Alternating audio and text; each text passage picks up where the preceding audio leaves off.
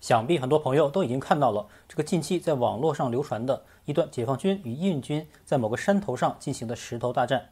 从这个视频中可以清晰地看到，印军起先占据了山头，解放军从下方猛攻，双方以石头和棍棒为武器相互攻击，最后印军几十人从山顶向下溃逃而走。那么问题来了，这个攻坚战到底发生在哪里呢？那今天就跟大家一起来了解一下。之前一期关于印度的视频给大家介绍了班公湖的首次枪声，是发生在班公湖的南岸曼东措湖附近的神炮山上，而这次根据网上的爆料是发生在班公湖北岸 F4 附近的5104高地。那么这个5104高地到底在哪里？视频里面的攻坚战是发生在这里吗？我们来到地图，5104什么意思？简单来说就是海拔5104米的高点。之前视频给大家介绍过班公湖南岸的两个高点，一个是头盔顶，另一个是黑顶，分别是多高呢？我们来看一下，请注意右下角不停变动的数字，那个就是海拔高度。我们可以看到黑顶部分的最高点超过了5600米，而头盔顶附近则为4900多米，不到5000。看起来这次争夺5104高地的地方并不是这两个顶。紧接着我们再来到北岸，这幅图是之前给大家授过的班公湖北岸的8个手指， F4 和 F5 之间是中国驻军点， F6 和 F7 之间也有一个。我们将地图缩小，我画了一条蓝线和一条绿线。蓝线是中国的西里扎普，这里驻扎着中国的巡逻艇；绿线驻扎着解放军库尔纳克堡边防连。1959年印军在 F3 以西驻军，但到了1962年开战之前，印军已侵蚀到绿线，而后解放军反击，将印军赶回 F4 以西。现在大家打开地图一看就知道，在 F4 有一条虚线，这就是双方现在的实控线。解放军曾提议印军未来只巡逻至 F3， 而相应的解放军只巡逻至 F5， 在 F4 两侧为双方的无人区，这样可以避免擦枪走火。但印度拒绝了这个提案，因为他们认为蓝线以西都是我的。紧接着我们顺着 F4 的边际线登上山脊，找一找这次发生石头大战的5104高点。我们顺着虚线向北，注意到这里向左有一个折线，而折线处的转折点刚好就是边界的一处制高点。我们看右下角的海拔高度，地图显示为5084米，跟5104差了20米，这可能是地图和实际测量的一些误差。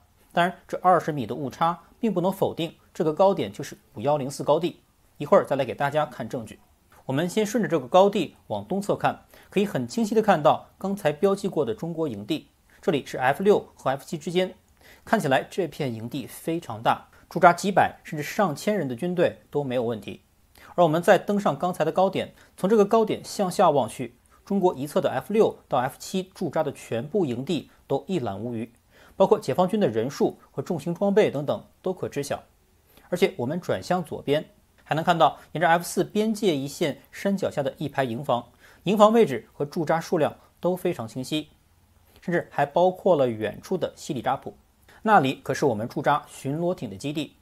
如此一来，高地被占，我方将毫无军事机密可言，所以解放军是绝对不允许印军登上这个制高点的。好，制高点的作用我们知道了，那么怎么就能确定这个制高点就是视频中双方展开激战的地点呢？我们再来看一下那个视频片段。视频到了最后，我们注意到这一小股印军被击退后溃散而逃，奔下山去。注意最上方有两个凸起物，像两只眼睛。接着我们再来到地图，顺着高点向南望去，这里是不是跟刚才视频中的位置出奇的一致？没错，我们将两张图叠在一起，就会发现这就是印军溃散下山的那条路。这也就证明了刚才我们找到的制高点就是战斗发生的5104高地。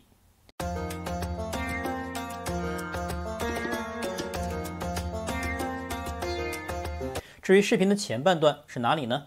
刚才提到了从5104高地向下即可清晰看到我军营地，反之从山脚之下的营地向上也可以看到那个制高点。所以解放军正是从营地集结，按照这个路线上山，去重新夺回5104制高点。而且我们还能从地图中清晰看到从我方一侧可以上山的路，痕迹非常明显。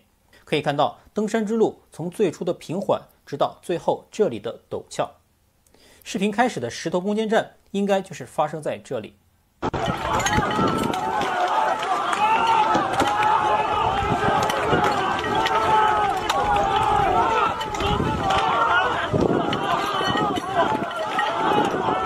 那么从营地到山顶多高呢？我们看右下角，地图显示营地的海拔大概为4200多米，这样解放军要夺回制高点，就要先爬800米的山才能抵达5104高地开始战斗。800米相比海拔超过1000米的中国10大名山自然是比不过的，但去过北京的想必知道，北京有一座山叫做香山，地势陡峭，俗称鬼见愁，海拔557米，所以800米比鬼见愁还高了200多米。但要知道的是，这可是在海拔4000多米的青藏高原之上，而且解放军并非赤手空拳，还要披甲执锐。这是此前曝光的一张解放军在中印对峙时的着装图，主要部位都有护甲保护，并且佩戴头盔，还能遮住面部，这样即便被石头击中也没有大碍。不要说去打印军、打丧尸可能都没问题。而且每个人手上还持有棍棒，在视频的攻坚战中还能看到盾牌，这种配备显然印方是不具备的。从其溃败时敏捷的步伐来看，即便有也必是丢盔弃甲。中印此前曾签订的协议中有双方在任何情况下都不向对方开火的条款，这样石头做弓箭，棍棒为兵刃，解放军是不是很像古代镇守边关横刀立马的大将？这一刻让我想起唐朝时高仙芝远征大小柏绿，史上第一陌刀大将李嗣业强攻缩了城的场景。旧唐书云，嗣业引步军持长刀上，山头抛垒避空而下，嗣业独引一骑于绝险处先登，诸将因之齐上，贼不与汉军报至，遂大溃，田溪谷投水溺死，仅18九。大小柏绿是哪里呢？刚好就是现在的中印边境的克什米尔拉达克地区。而这个田溪谷投水溺死，是不是很像今年6月在加勒万河谷之战时印军溃败溺水而亡的场景呢？何其相似乃尔！唐军在平定了大小柏绿，生擒柏绿国王和吐蕃公主之后，福临和大食所属的72国均被震慑，归附了大唐。这是 CCTV7 一档军事节目的截图，5位解放军战士在班公湖附近山脊之上的合照。这会是夺回5104高地之后的庆祝吗？这个就不清楚了，因为我们并不知道拍照的具体时间。那么这是哪里呢？我们注意到截图中左侧向湖内突出的滩地，这个就是之前介绍的西里扎普。远处尽头湖水则向左转弯，请大家记住这2个细节。我们再来到地图，在中印边界5104高地附近，我找到了一个最像截图中拍照的地点，顺着 F5 和 F6 的山脊而上，然后再向右旋转，我们看到了突出的西里扎普和远处向左转弯的湖水。是不是这里非常接近拍照的地点了呢？我们看到解放军战士脸上那灿烂的笑容，他们还只是一些20岁左右的00后，而现在正在为祖国镇守边疆。此时此刻，他们才是最可爱的人。青海长云暗雪山，孤城遥望玉门关。黄沙百战穿金甲，不破楼兰终不还。我们下期视频再见。